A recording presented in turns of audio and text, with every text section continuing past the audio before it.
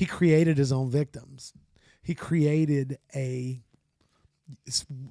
world that he could control. That's what he did. He created a world that he could control, and he confined them in whatever home they were living in at the time. And they ended up living in this little crazy place that was 2 trailers put together. Yeah.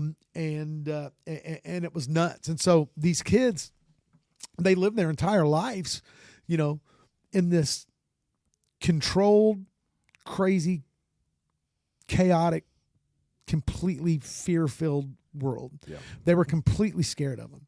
Man, I don't know what that, man. So I had a healthy fear of my dad growing up, right? Like I didn't want to be on the business end of a whooping, right? Right. But I was never fearful of my dad. Yeah. Like I never, there was never this fear of oh my gosh, my dad wants to hurt me, control me. I knew my dad wanted me to succeed in life and to grow, but that's not what he did. These kids were literally stuck in a prison, man. Yeah. And not to mention his wife. And the living conditions were not optimal. From what I understand, that he had I think it had electricity. It didn't have plumbing. So they had outhouses they had to go to. He didn't have central heat. They had one room, which was his, that had a window unit air conditioner, yep. Right?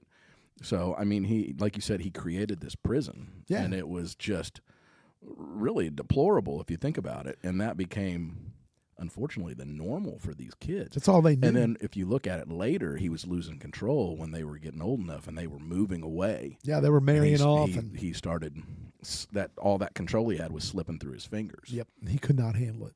And, it's funny because you mentioned the deplorable conditions that they lived in. And one of the things that we'll talk about here in just a minute is the fact that he had them do something because he knew what he was planning to do, right? Yep.